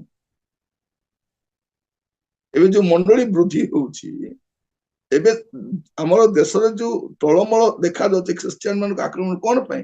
ମଣ୍ଡଳୀ ବୃଦ୍ଧି ହଉଛି, ବିଶ୍ୱାସୀ ମାନେ ବଢୁଛନ୍ତି, ମଦ ଦୋକାନରେ ପିଇବା ଲୋକ କମିଗଲେ, ସିନେମା ହଲ ଗୁଡାକ ବନ୍ଦ ହେଇଗଲା। ଆପଣ ମାନେ ଦେଖନ୍ତୁ, ଆପଣଙ୍କ ସହରର ସିନେମା ହଲ ଗୁଡାକ ବନ୍ଦ ହେଇଗଲା। ରବିବାର ଦିନ ସିନେମା ହଲରେ କିଏ ମାନେ ବେଶୀ ରହୁଥିଲେ? ଯଦି ଆପଣ ଜାଣିଥିବେ ଚର୍ଚ୍ଚ କେତେବେଳେ ସରିବ ତାପରେ ଆମେ ହଲକୁ ଯିବୁ। ଯେଉଁମାନେ ଯାଇଥିବେ ସେ ଅନୁଭୂତି ସେମାନଙ୍କର ଥିବ। ଗାଁ ଗଣ୍ଡାରୁ ଦଳ ବଳ ହେଇ ଆସୁଥିଲେ। ସଣ୍ଡେ ସର୍ଭିସ ସରିବ ତା ପୂର୍ବରୁ ଜଣେ ଲୋକ ଟିକଟ କରିବାକୁ ଯାଇଥିବ, ସେ ମେଟନି ହେଇପାରେ କୋଉ ଗୋଟେ ସମୟରେ ସେ ଯିବ, ଟିକଟ କରିକି ଆସିବ, ସମସ୍ତେ ପରିବାର ଯାଇକି କଣ କରିବେ? ସିନେମା। ସେ ଗୋଟେ ଥିଲା, ବନ୍ଦ ହେଇଗଲା ସିନେମା ହଲ ଗୁଡାକ। ପ୍ରିୟ ଭାଇ ଭଉଣୀ ମାନେ, ଯଦି ଖ୍ରୀଷ୍ଟିଆନ ମାନେ ମାଂସ ଖାଇବା ବନ୍ଦ କରିଦେବେ, ମାଂସ ବିକାଳି ସବୁ ମରିଯିବେ। ବାକି ଲୋକ ତ ବାର ଅନୁସାରେ ଖାଆନ୍ତି, ଆମେ ତ ସବୁଦିନ ଖାଉ। ସତ ନା ନାହିଁ? ଆମକୁ ସବୁଦିନ ଖାଇବା ପାଇଁ ନହେଲେ ବି ଶୁଙ୍ଘିବା ପାଇଁ ବି ଟିକେ ଦରକାର। ସତ ନା ନାହିଁ? ମାନେ ଆମକୁ ଖାଇବା ପାଇଁ ନାହିଁ, ଶୁଙ୍ଘିବା ପାଇଁ ମଧ୍ୟ ପ୍ଲେଟରେ ଟିକେ ଥିଲେ ଯଥେଷ୍ଟ। ସମସ୍ତେ ଜାଣିଛନ୍ତି। ସେଇ ମାଂସକୁ ଦେଖି ଗୋଟେ ଥାଳି ଭାତ ଖତମ ହେଇଯିବ ଆମର। କିନ୍ତୁ ଗୋଟେ ଦରକାର ଅଳ୍ପ ଟିକେ। ଦେଖିବେ ଯଦି କିଛି ନଥିବ ପିଲାମାନେ ନାକକୁ ଗନ୍ଧେଇ ଦିଅନ୍ତି। ଲାଷ୍ଟକୁ ଘରେ ଯଦି କିଛି ନଥିବ କଣ ବୋଲି କହିବେ, ହେଲେ ସେ ଶୁଖୁଆଟା ବି ଟିକେ ପଡେଇ ଦେବେ ବୋଲିକିରି। ଶୁଖୁଆ ପଡେଇ ଥିବ ପଛେ କିନ୍ତୁ ଦରକାର ଅଛି। ସମସ୍ତଙ୍କୁ ହସୁଛନ୍ତି କାହିଁକି ନା ସମସ୍ତଙ୍କ ଘରର କଥା। ଏଇଟା ସମସ୍ତଙ୍କ ଘରେ ଆଜି କିଛି କଲୁ ନାହିଁ, କିଛି ବି ନାହିଁ, ରାତିରେ ବି କିଛି ନାହିଁ, ରାତିରେ ବି ଗୋଟେ ଦି ପିସ୍ ଥିବାର ଅଛି, ନହେଲେ ଦିନର ସନ୍ଧ୍ୟାରେ ଟିକେ ଥିବାର, ରାତିରେ ଥିବାର ଅଛି। ଏଇଟା ଆମର ଅବସ୍ଥା। ଏଇଟା ତ ପ୍ରିୟ ଭାଇ ଭଉଣୀ ମାନେ, ଆମେ ଅଛୁ ବୋଲି ଦୋକାନ ବଜାର ଚାଲିଛି। ଡିସେମ୍ବର ମାସରେ ଯେତେ ଲୁଗାପଟା ବିକ୍ରି ହୁଏ ବର୍ଷ ଘରେ ସେତିକି ବିକ୍ରି ହୁଏ ନାହିଁ। ଏମାନେ ଦୋକାନ ଖୋଲି ବସିଥାନ୍ତି ଡିସେମ୍ବର ମାସରେ। କେବେ ମାନେ ମୁଁ ଦେଖୁଥିଲି ଏଥର ଜୋତା ଦୋକାନ ଗୁଡା ପୁରା ଖାଲି ହେଇଥିଲା, କିଛି ଜୋତା ନାହିଁ।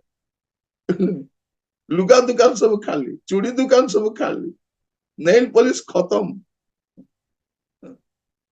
ପିଠାପଣା କରିବା ପାଇଁ ସେ ଗୁଡ ସବୁ ଖତମ, କେକ୍ ବନେଇବା ପାଇଁ ତ ସବୁ ସେ ଏସେନ୍ସ ଗୁଡାକ ରଖିଥାନ୍ତି ବର୍ଷ ସାରା, ଡିସେମ୍ବର ମାସ ଆମେ ଏକା କିଣିବୁ ବୋଲିକି। ତ ପ୍ରିୟ ଭାଇ ଭଉଣୀ ମାନେ, ତାଡନା କରିବା ଲୋକ ଜାଣିନାହାନ୍ତି। ତେଣୁ ମଣ୍ଡଳୀ ବୃଦ୍ଧି ପାଉଛି, ଏଇଟା ସେମାନଙ୍କର ଗୋଟେ ଟେନସନ। ସେ ଆପଣ ପ୍ରେରିତ 2 ପର୍ବ ଦେଖନ୍ତୁ, ପ୍ରେରିତ 2 ପର୍ବ ତାର 17 ପଦ, ପ୍ରେରିତ 2:17। ଈଶ୍ୱର କହନ୍ତି, ଶେଷ କାଳରେ ଏପରି ଘଟିବ ଯେ ଆମ୍ଭେ ସମସ୍ତ ମର୍ତ୍ତ୍ୟ ଉପରେ ଆପଣ ଆତ୍ମା ବୃଷ୍ଟି କରିବା। ସେଥିରେ ତୁମ୍ଭମାନଙ୍କର ପୁତ୍ର କନ୍ୟାମାନେ ଭାବବାଣୀ କହିବେ, ଆଉ ତୁମ୍ଭମାନଙ୍କର ଯୁବାମାନେ ଦର୍ଶନ ପାଇବେ, ପୁଣି ତୁମ୍ଭମାନଙ୍କର ପ୍ରାଚୀନମାନେ ସ୍ୱପ୍ନ ଦେଖିବେ। ଏଇଟା ଚାଲିବ। ଏଇଟା ପବିତ୍ର ଆତ୍ମା ଆସିଲେ କଣ ହବ? ଏ ସେବାଟା ବଢି ଚାଲିଥିବ। ପବିତ୍ର ଆତ୍ମାଙ୍କର ବୃଷ୍ଟି ହେଲା ପରେ ବୃଷ୍ଟି ହେବ, ବୃଷ୍ଟି ହେଲା ପରେ ଚାଲିବ। ଆଗ ବୃଷ୍ଟି। ଆପଣ ପ୍ରେରିତ 10 ପର୍ବ ଦେଖନ୍ତୁ, 10 ପର୍ବ ତାର 44 ପଦ 45 ପଦ।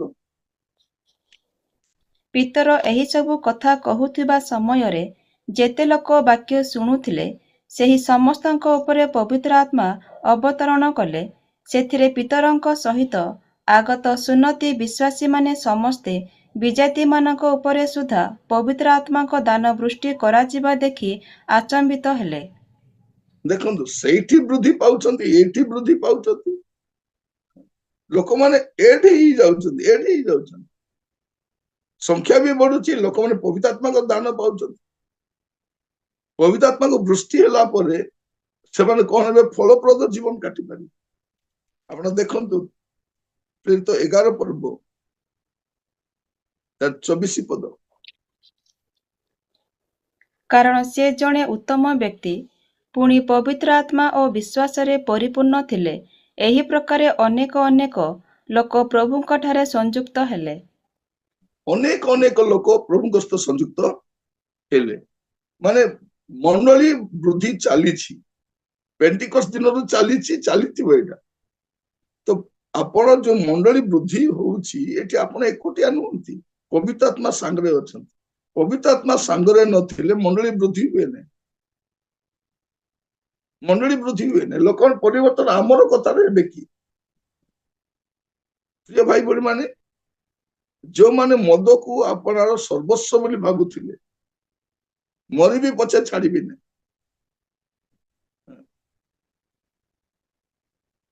ସତରାନ କେତେ ଜଣଙ୍କ ଦେଖନ୍ତୁ, ମଦ ପିଇବାକୁ କିଆ ଡରିବି, ମଦ ପିଇ ପଛେ ମଲେ ମରିବି।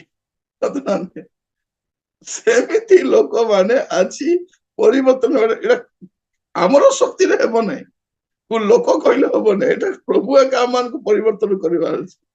ତେଣୁ ସବୁ କ୍ରେଡିଟ ପ୍ରଭୁ ପାଇବେ। ତ ସେ ଆମ ସହିତ ଅଛନ୍ତି, ଆମ ସହିତ ଅଛନ୍ତି। ମୋର ପ୍ରିୟ ଭାଇ ଭଉଣୀ ମାନେ, ଅବି ମୁଁ ଯାଇଥିଲି ବୁର୍ଲା, ସେଠି ଗୋଟେ ପୁଅଟା ଆସିଥିଲା। ସେ ପ୍ରଭୁଙ୍କୁ ଜାଣିନଥିଲା, ସେ ସେମିତି ପରିବାରର ପୁଅଟା। ସେ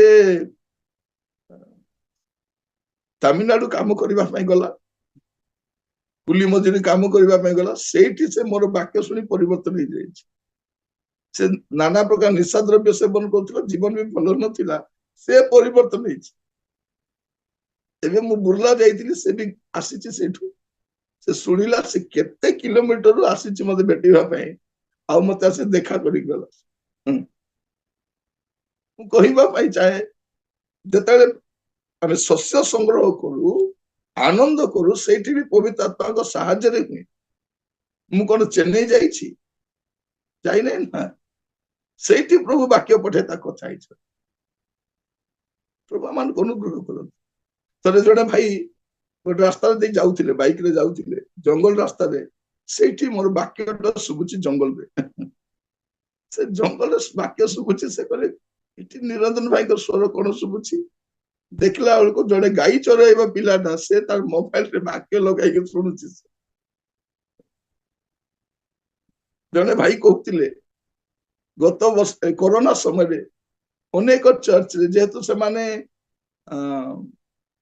ଚର୍ଚ୍ଚରେ କରିପାରିବେ ନାହିଁ, ତ ସେମାନେ ଏଇ ବାକ୍ୟକୁ ଘରେ ଘରେ ଶୁଣୁଥିଲେ।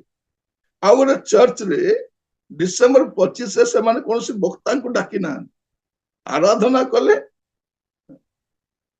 ଗୀତ ବୋଲିଲେ, ଦାନ ସଂଗ୍ରହ କଲେ, ତାପରେ ମୋର ମେସେଜ ଲଗାଇକି ଶୁଣିଲେ, ତାପରେ ପ୍ରାର୍ଥନା କରି ଘରକୁ ପଳେଇ ଆସିଲେ। ଭାଇ ଭଉଣୀ ମାନେ, ଏଇଟା କେମିତି ହେଇପାରିବ? ଏଇଟା କେମିତି ହେଇପାରିବ? ତ ଏ ଶସ୍ୟ ସଂଗ୍ରହ ସମୟରେ ମଧ୍ୟ ଜଣେ ଆମ ସହିତ ଅଛନ୍ତି। ଏସବୁ ଆମେ କହୁଛୁ ମୋର ମଣ୍ଡଳୀ, ମୋର ବିଶ୍ୱାସୀ, ମୋର ଅମୁକ, ମୋର କିଛି ନାହିଁ। ଜଣେ ଆହୁରି ଅଛନ୍ତି ପାର୍ଟନର, ପବିତ୍ର ଆତ୍ମା ଆମର ସହକର୍ମୀ ଅଟନ୍ତି, ସେ ଆମ ସହିତ ଅଛନ୍ତି। ତେଣୁ ଆପଣ ଏଇଠି ବି ଏକୁଟିଆ ନାହିଁ। ଇଭେନ ଷଷ୍ଠ ବିଷୟ, ଦୁଃଖ କଷ୍ଟ ସହିବା ସମୟରେ ମଧ୍ୟ ଆପଣ ଏକାକୀ ନୁହନ୍ତି। ଆପଣଙ୍କୁ ବଳିଷ୍ଠ କରିବା ପାଇଁ ପବିତ୍ର ଆତ୍ମା ଆପଣଙ୍କ ସହିତ ଅଛନ୍ତି। ଆଜିର ପ୍ରସଙ୍ଗ ହଉଛି, ଆପଣ ଏକାକୀ ନୁହନ୍ତି। ପ୍ରାର୍ଥନା କରିବା ସମୟରେ ଏକାକୀ ନୁହନ୍ତି, ଆପଣ ସାକ୍ଷୀ ହେବା ସମୟରେ ଏକାକୀ ନୁହନ୍ତି, ଓ ସେବା ପାଇଁ ଯିବା ସମୟରେ ଏକାକୀ ନୁହନ୍ତି, ଦାନ ଦେବା ସମୟରେ ଏକାକୀ ନୁହନ୍ତି, ମଣ୍ଡଳୀ ବୃଦ୍ଧି ସମୟରେ ମଧ୍ୟ ଆପଣ ଏକାକୀ ନୁହନ୍ତି। ଆଉ ଆପଣ ଏକାକୀ ନୁହନ୍ତି କୋଉଠି? ଆପଣ ଏକାକୀ ନୁହନ୍ତି ଦୁଃଖ କଷ୍ଟ ସହିବା ସମୟରେ ମଧ୍ୟ ଆପଣ ଏକାକୀ ନୁହନ୍ତି। ପବିତ୍ର ଆତ୍ମା ଆପଣଙ୍କ ସହିତ ଅଛନ୍ତି। ତେଣୁ ଭାବନ୍ତୁ ନାହିଁ ମୋ ପାଖରେ କେହି ନାହାନ୍ତି, ମତେ ସବୁ ପରିତ୍ୟାଗ। ଆମର ଗୋଟେ ଗୀତଟା ଅଛି, ସର୍ବେ ମତେ ତ୍ୟାଗ କଲେ ଏକଲା ମୁଁ ରହିଲେ, ଯୀଶୁ ଯାଜକ ରାଜା ହୋଇ ମୋର ସହିତ ରହିଲେ, ସେ ମୋ ସାଙ୍ଗରେ ରହିଲେ। କିଏ ଛାଡୁଛି ଛାଡୁ, ସିଏ ଛାଡିବେ ନାହିଁ। ଯାହାକୁ ଆପଣ ଛାଡୁନାହାନ୍ତି ସେ ଆପଣଙ୍କୁ ଛାଡିବେ କି? ଆପଣ ଯଦି ପ୍ରଭୁଙ୍କୁ ଛାଡୁନାହାନ୍ତି ଆପଣଙ୍କୁ ପ୍ରଭୁ କେତେ ଛାଡିବେ? ସେଦିନ ସଦ୍ରକ ମେଷକ ଅବେଦନେଗୋ କହିଲେ ଆମେ ପ୍ରଭୁଙ୍କୁ ଛାଡିବାର ନାହିଁ। ପ୍ରଭୁ କହିଲେ ମୁଁ ବି ତମକୁ ଛାଡିବାର ନାହିଁ। ଅଗ୍ନି ମଧ୍ୟରେ ତ ପଶି ଯାଉଛନ୍ତି, ବାହାରୁ ଥାଇକି କହୁନାହାନ୍ତି ମୁଁ ଅଛି। ସଦ୍ରକ ମେଷକ ଏବେ ମୁଁ ଅଛି, ଏଇଠି ଦେଖ, ଏଇଠି ଦେଖ, ସେଠି ଦେଖ ନାହିଁ। ଏମାନେ ଅଗ୍ନିରେ ଗଲେ ସେ ବି ଅଗ୍ନିରେ ଯାଉଛନ୍ତି। ସେ କଣ କହୁଛନ୍ତି, ତୁମେ ଜଳ ମଧ୍ୟ ଦେଇ ଗଲେ ମଧ୍ୟ ଆମେ ତୁମ ସହିତ ଅଛୁ, ଅଗ୍ନି ଦେଇ ଗଲେ ମଧ୍ୟ ଆମେ ତୁମ ସହିତ ଅଛୁ। ପ୍ରାନ୍ତରରେ ଯିବା ସମୟରେ ପ୍ରଭୁ ସେମାନଙ୍କ ସହିତ ଅଛନ୍ତି, ଜାଣିଲେ ନାହିଁ ଏମାନେ ପ୍ରଭୁ ସାଙ୍ଗରେ ଅଛନ୍ତି। ମୋର ପ୍ରିୟ ଭାଇ ଭଉଣୀ ମାନେ, ପ୍ରଭୁ ଆମମାନଙ୍କୁ ଅନୁଗ୍ରହ କରନ୍ତୁ ଆଜି ବାକ୍ୟ ଶୁଣିବା ସମୟରେ ଯେ ଆପଣ ଏକାକୀ ନୁହନ୍ତି। ପ୍ରେରିତ 7 ପର୍ବ ଦେଖନ୍ତୁ 55 ରୁ 60।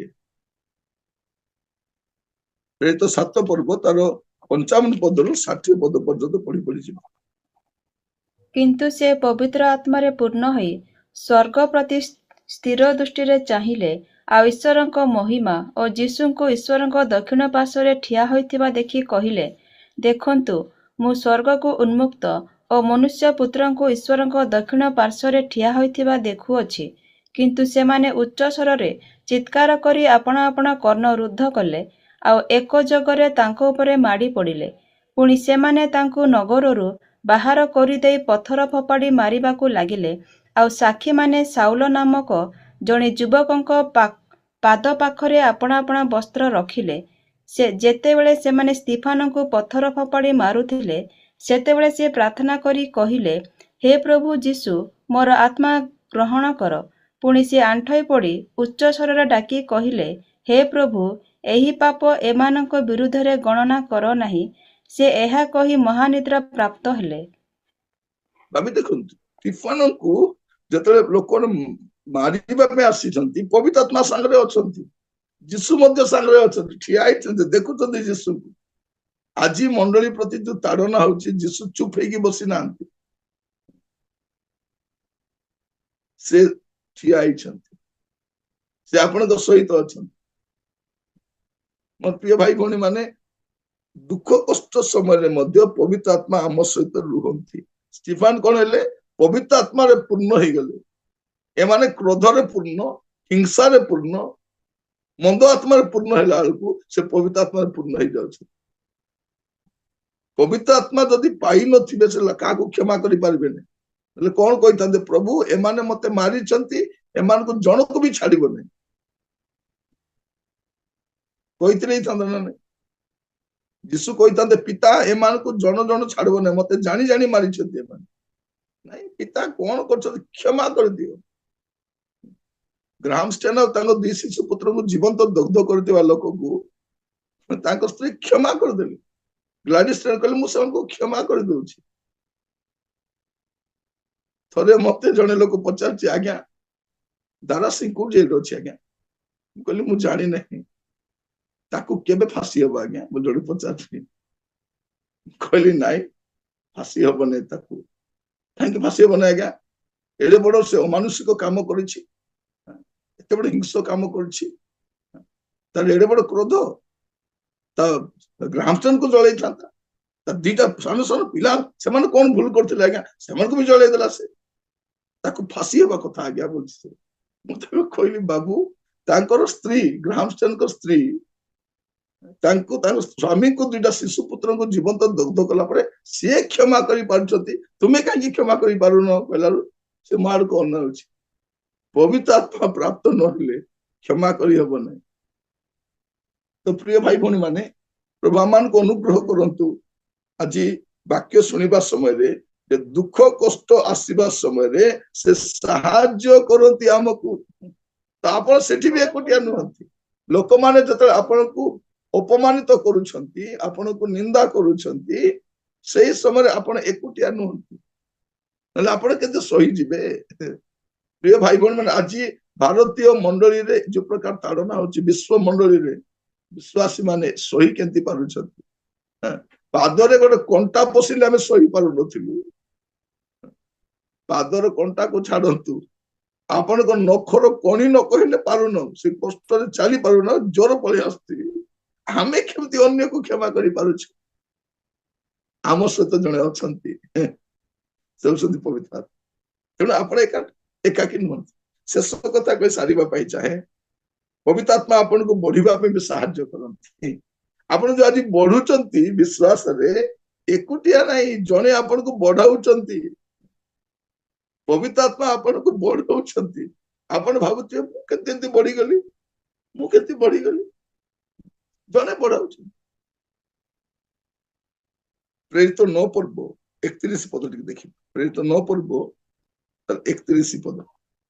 ଏହି ପ୍ରକାରେ ସମୁଦାୟ ଜିହୁଦା ପ୍ରଦେଶ, ଗାଲିଲି ଓ ସମୀରଣ ମଣ୍ଡଳୀ ନିଷ୍ଠାପ୍ରାପ୍ତ ହୋଇ ଓ ପ୍ରଭୁଙ୍କର ଭୟରେ ଆଚରଣ କରି ଶାନ୍ତି ଭୋଗ କଲେ, ପୁଣି ପବିତ୍ର ଆତ୍ମାଙ୍କ ସାହାଯ୍ୟରେ ବୃଦ୍ଧି ପାଇବାକୁ ଲାଗିଲେ। କେମିତି ବୃଦ୍ଧି ପାଇଲେ? ପବିତ୍ର ଆତ୍ମାଙ୍କ ସାହାଯ୍ୟରେ। ଆପଣ ନିଜେ ନିଜେ ବଢୁନାହାନ୍ତି, ଭାବନ୍ତୁ ନାହିଁ ଯେ ମୁଁ ନିଜେ ନିଜେ ବଢି ଯାଉଛି। ଆପଣ ଭାବିବେ କଣ? ଉର୍ମି ଭାବିବ ମୁଁ କେତେ ବଢିଗଲି ବୋଲି, ଅବିନାଶ ଭାବୁଥିବ ମୁଁ ତ କେତେ ବଢିଗଲି, ସିଆଡେ ଅଞ୍ଜଳି ଶିଷ୍ୟ ଭାବୁଥିବ ମୁଁ ବଢୁଛି, ଦିନମଣି ଭାବୁଥିବ ମୁଁ ତ ବଢୁଛି। ବଢୁନାହାନ୍ତି, ଜଣେ ବଢାଉଛନ୍ତି। ଜଣେ ସାଙ୍ଗରେ ରହି ଆପଣଙ୍କୁ ବଢିବା ପାଇଁ ସାହାଯ୍ୟ କରୁଛନ୍ତି। କମ କଷ୍ଟ ଅଛି ନା କମ ଦୁଃଖ ଅଛି, ନା କମ ଅପମାନ ନା ନିନ୍ଦା, କୋଉଟା କମ ଅଛି? ଖୋଜି ବୁଲିଲେ ସବୁ ଅଛି, ତାରି ଭିତରେ ବଢୁଛୁ ଆମେ ତ ପଛକୁ ଚାହିଁଯିବା କଥା। କଣ ଲେଖାଯାଉଛି ଟିକେ ସୁନ୍ଦର ଦେଖନ୍ତୁ। ଏଇ ପ୍ରକାର ସମୁଦାୟ ଜିହୁଦା ପ୍ରଦେଶ, ଗାଲିଲି ଓ ସମୀରଣର ମଣ୍ଡଳୀ ନିଷ୍ଠା ପ୍ରାପ୍ତ ହୋଇ ପ୍ରଭୁଙ୍କ ଭୟରେ ଆଚରଣ କରି ଶାନ୍ତି ଭୋଗ କଲେ। ଆମକୁ ମାରିବା ଲୋକ ଶାନ୍ତିରେ ଅଛି, ମାଡ ଖାଇବା ଲୋକ ଶାନ୍ତିରେ ଅଛି। ନାଇଁ, ସେମାନେ ଆମକୁ ମାରିବା ପାଇଁ ମଦ ଗଞ୍ଜେଇ ନ ଖାଇଲେ ପାରିବେ ନାହିଁ ସେମାନେ। ଆମେ ମାଡ ଖାଇବା ଲୋକ ନା, ମାଡ ଖାଇଲା ପରେ ମଦ ଖାଉଛୁ ନା ଗଞ୍ଜେଇ ଖାଉଛୁ? କିନ୍ତୁ ଗୋଟେ ଶାନ୍ତି ଅଛି କଣ? ଓ ପ୍ରଭୁଙ୍କ ପାଇଁ ଏଟଲିଷ୍ଟ ଦୁଃଖ ତ ଟିକେ ପାଇଲି। ତାପରେ କଣ ଲେଖାଯାଉଛି? ପବିତ୍ର ଆତ୍ମାଙ୍କ ସାହାଯ୍ୟରେ ବୃଦ୍ଧି ପାଇବାକୁ ଲାଗିଲେ। ତ ଏ 7ଟି ବିଷୟ ଆଜି ଆମେ ଦେଖିଲୁ। ଆମକୁ ସାହାଯ୍ୟ କରିବା ପାଇଁ ଜଣେ ଅଛନ୍ତି, ଆମେ ଏକାକି ନୁହଁ। ସେ କହିଛନ୍ତି ଆମେ ତୁମକୁ କେବେ ଛାଡିବାନି, କେବେ ପରିତ୍ୟାଗ। ତେବେ କାହିଁକି ଆମେ ଏକୁଟିଆ ବୋଲି ଲାଗିବାର ଅଛି? ସେ କଣ କରନ୍ତି?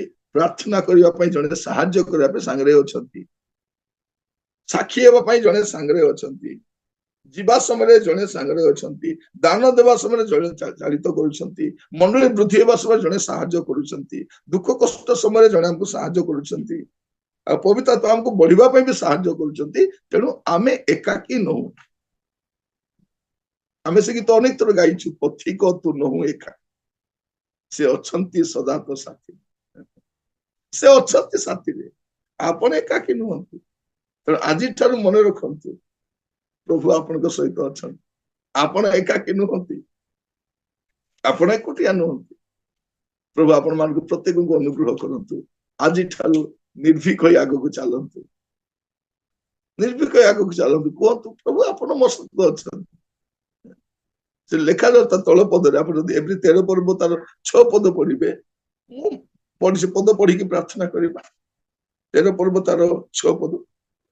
ଅତେବ ଆମ୍ଭେମାନେ ସାହସପୂର୍ବକ କହିପାରୁ, ପ୍ରଭୁ ମୋହର ସହାୟ, ମୁଁ ଭୟ କରିବି ନାହିଁ। ମନୁଷ୍ୟ ମୋହର କଣ କରିବ? କଣ ଲେଖାଯାଉଛି ଏଠି ଦେଖନ୍ତୁ। ଅତଏବ ଆମ୍ଭେମାନେ ସାହସ ପୂର୍ବକ କହିପାରୁ, ପ୍ରଭୁ ମୋହର ସହାୟ, ମୁଁ ଭୟ କରିବି ନାହିଁ। ମନୁଷ୍ୟ ମୋହର କଣ କରିବ? ପ୍ରଶ୍ନ ଚିହ୍ନ, ପୂର୍ଣ୍ଣଚ୍ଛେଦ ନାହିଁ, ପ୍ରଶ୍ନ ଚିହ୍ନ। କଣ କରିବ? କିଛି କରିପାରିବ ନା। ପ୍ରଭୁ ଆଜି ଆମମାନଙ୍କୁ ଅନୁଗ୍ରହ କରନ୍ତୁ, ଆମମାନେ ଯେପରି ବିଚଳିତ ନ ହଉ। ପ୍ରାର୍ଥନା କରିବା, ଚକ୍ଷୁ ବନ୍ଦ କରିବା। ଅନୁଗ୍ରହକାରୀ ପିତା ପରମେଶ୍ୱର, ଆମେ ଆପଣଙ୍କୁ ଧନ୍ୟବାଦ ଦଉଛୁ। ଆମେ ଆପଣଙ୍କ ପାଖକୁ ଆସୁଛୁ ପ୍ରଭୁ, ଧନ୍ୟବାଦ ଦେବା ପାଇଁ, କୃତଜ୍ଞତା ଜଣାଇବା ପାଇଁ ଯେ ପ୍ରଭୁ ଆମେ ଆପଣଙ୍କୁ ଗ୍ରହଣ କଲା ପରଠାରୁ ପ୍ରଭୁ ଆମେ ନାନା ପ୍ରକାର ପରିସ୍ଥିତି ଗତି କରୁଛୁ। ଆଉ ବେଳେ ବେଳେ ମନେ ହଉଛି କାଳେ ଆମେ ଏକାକି ଅଛୁ। କିନ୍ତୁ ପ୍ରଭୁ ଆଜି ବାକ୍ୟ ଦ୍ୱାରା ଆପଣ ମାନଙ୍କୁ ପୁଣି ଥରେ सचेतन कराइछंती कहउछंती जे पुअरे झियोरे तू एकाकी न हो मु तो सहित अछि प्रभु रोग समय रे संकट समय रे ताड़ना समय रे प्रभु आपण आम सहित अछंती प्रार्थना करबा समय रे मध्य आपण आम सहित अछंती साक्षी हेबा समय रे आपण आम सहित अछंती प्रभु धन्यवाद दउछि प्रभु आपण आमान को वृद्धि कराउथिबार दुख कष्ट आसीबा समय रे आपण आमान को सांत्वना देबा पई सहाय्य करबा पई उत्साहित करबा पई आम सहित रहिथिबार धन्यवाद दउछि प्रभु आपण आत्मा को आमान को सहित रहिबा पई देइछंती आमे एकाकी न हो प्रभु आज भारतीय मंडली विश्व मंडली प्रभु अनेक लोक ताड़ित होउछंती प्रभु आपण आत्मा समान को सहाय्य करंतु सहयोग करबा पई साक्षी हेबा पई वृद्धि पाइबा पई सहाय्य करंतु प्रभु मोर प्रत्येक भाई भौणी मान आपण कष्ट रखिबी आगामी दिन मान करे प्रभु परिस्थिति जे प्रकार हेले मध्य प्रभु स्थिर रहिबा पई सहाय्य करो आगो को बढ़िबा पई सहाय्य करो जानिबा पई सहाय्य करो जे आपण आम सहित अछंती धन्यवाद दउछि प्रार्थना सुनिथिबा आदर महिमा गौरव आपण को दे प्रार्थना मोर प्राणर प्रिय यीशु को नाम रे मागिली आमेन एतले पिता ईश्वर प्रेम प्रभु जीशु ख्रीष्ट अनुग्रह पवित्र आत्मा परमेश्वर शांति शक्ति सहभागिता चेतना परामर्श यीशु ख्रीष्ट को मेघमाला साक्षात करबा पर्यंत हम प्रत्येक सहवर्ती